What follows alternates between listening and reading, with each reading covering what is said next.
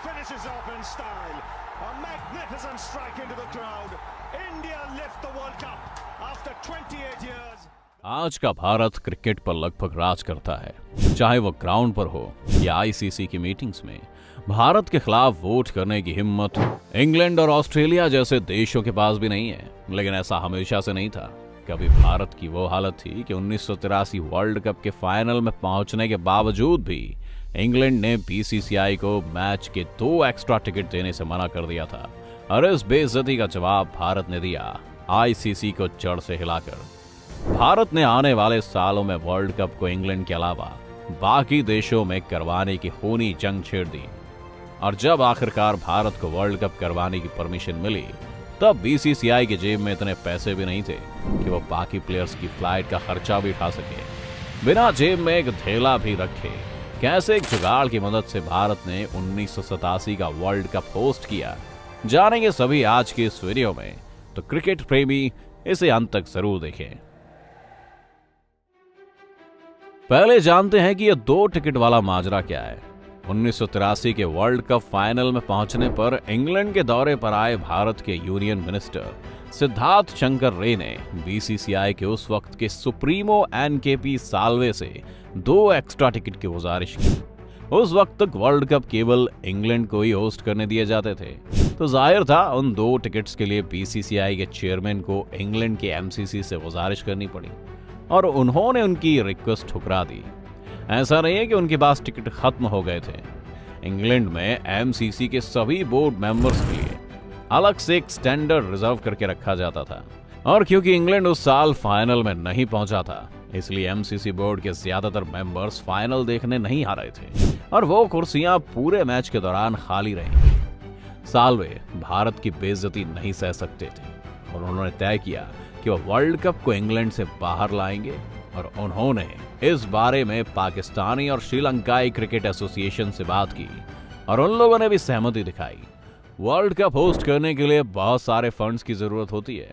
आपको हर देश को एक गारंटीड अमाउंट देना होता है, साथ ही उनके रहने, खाने पीने, ट्रैवल और स्टेडियम्स के खर्चे अलग। साल्वे जब 83 के विश्व विजयी टीम के साथ भारत पहुंचे, तो उन्होंने इंदिरा गांधी को अपने साथ हुई घटना के बारे में बताया, और इंदिरा गांधी ने सिर्फ एक सवाल पूछा, आपके लिए मैं क्या कर सकती हूँ।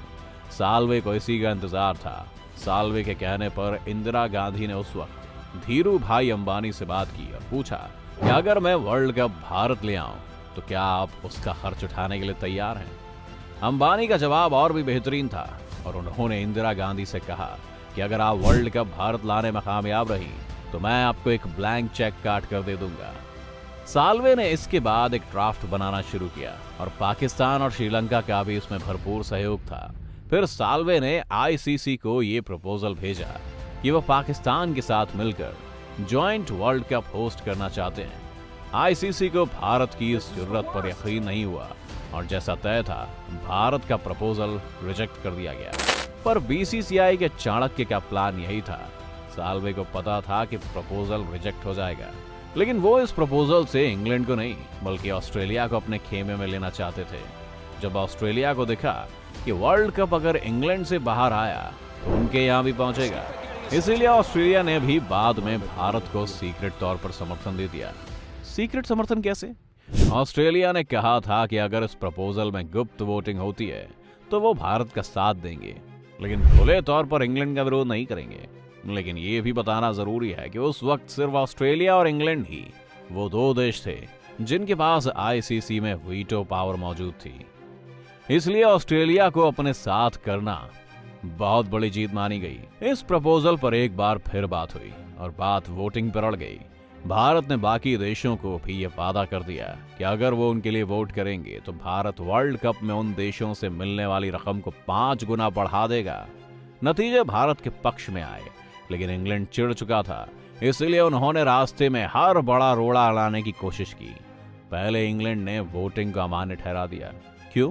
क्योंकि इंग्लैंड का कहना था कि वो वोट करते वक्त पाकिस्तान के छोटे कद वाले जस्टिस शाह को वोट डालते हुए नहीं देख पाए। इस बचकाना सी हरकत से जस्टिस शाह इतने नाराज हुए कि अगली वोटिंग में उन्होंने टेबल के ऊपर चढ़कर वोट दिया।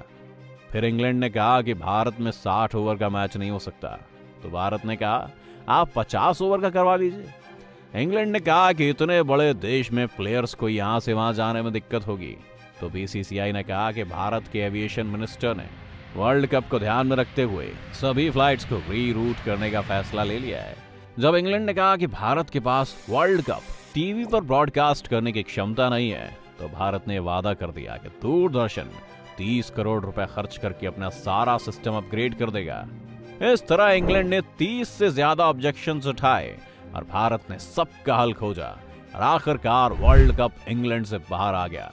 बस अब एक ही परेशानी थी। Indira Gandhi, the Prime Minister of India, has been shot and very gravely wounded. The incident only happened within the last few hours. Indira Gandhi की हत्या हो चुकी थी और राजीव गांधी प्रधानमंत्री थे। अंबानी और राजीव गांधी में नहीं बनती थी, क्योंकि उसी वक्त राजीव के फाइनेंस मिनिस्टर वीपी सिंह ने सत्ता में आते ही अंबानी के यहाँ एक टैक्स रेड करवा दी थी, जिससे अंबानी चिढ़ गए और अब जितने बड़े बड़े वादे बीसीसीआई ने किए थे वो पूरा करने में वो असमर्थ थे। सिर्फ गारंटीड मनी और ट्रैवल से लेकर खाने पीने के इंतजाम के लिए ही बीसीसीआई को 20 करोड़ रुपए का इंतजाम करना था। बीसीसीआई ने हर एक स्पॉन्सर को फोन किया, हर ब्रांड के ऑफिसर के चक्कर काटे और अंत में उन्हें सभी से मिलाकर 38 लाख रुपए मिले। लेकिन चाहिए थे 20 करोड़, जिसमें से 4 करोड़ उन्हें अगले 6 महीनों में ही जमा करने थे। उससे भी बड़ी परेशानी ये थी कि ये पैसे उन्हें रुपए में नहीं बल्कि पाउंड में देने थे और उन्हें अगले 6 महीनों में ही जमा करने थे। और क्योंकि उस वक्त भारत में ग्लोबलाइजेशन नहीं आया था, तब इतने पाउंड सिर्फ भारतीय सरकार के पास ही थे, जो उन्होंने किसी आपदा के लिए रखे हुए थे। साल्वे राजीव गांधी से मिले और उन्होंने उन्हें समझाया कि अगर वो ये पैसे देने में असमर्थ रहे तो पूरी दुनिया इस वक्त भारत पर हंसेगी। और साल्वे की बात से प्रभावित होकर राजीव गांधी ने देश के खजाने से 1.8 मिलियन पाउंड यानी 4 करोड़ रुपए साल्वे को दे दिए। इस बीच कुछ और भी हुआ।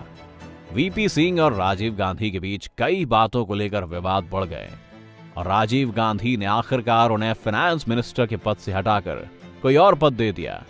ये देखकर साल्वे ने अंबानी को फोन किया और कहा कि अब उनका क्या विचार है। अंबानी ने इस बार हां कर दी। अब सिर्फ एक समस्या और थी, दूरदर्शन 30 करोड़ रुपए खर्च करके अपने सिस्टम अपग्रेड नहीं करना चाहता था और बीसीसीआई ये बात आईसीसी से प्रॉमिस कर चुका था। राजीव गांधी ने इसमें भी एक कॉम्प्रोमाइज करवाया। पहले दूरदर्शन स्टेडियम की एड्स और टीवी पर चलने वाली एड से पैसे कमाता था और रॉयल्टी के तौर पर बीसीसीआई को कुछ पैसे देता था।